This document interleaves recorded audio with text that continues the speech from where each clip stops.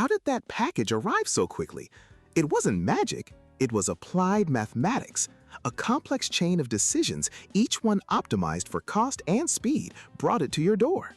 From the raw materials to your hands, it's called a supply chain.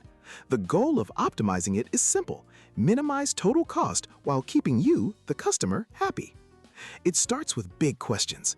Imagine a company with 2 factories and 3 warehouses.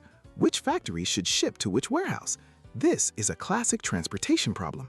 Using linear programming, the company finds the absolute cheapest shipping plan, balancing factory capacity against warehouse demand and saving millions. Now, think about inventory. Storing products costs money, but so does placing lots of small orders. The economic order quantity model finds the perfect balance. Using a simple formula involving annual demand and the costs of ordering versus storing, it calculates the ideal order size.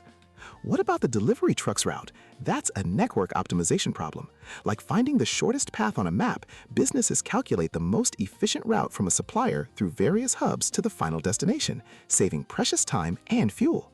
But the real world is unpredictable. Demand spikes, shipments get delayed. That's where safety stock comes in. It's a calculated buffer, an extra stash of inventory based on statistics. It's the math that ensures, even with all that variability, there's a 95% chance a product is on the shelf when you want it. So supply chain optimization isn't just one problem, it's a series of interconnected puzzles. It's about balancing costs, service, and risk. And the elegant mathematics behind it is the invisible engine powering our global economy.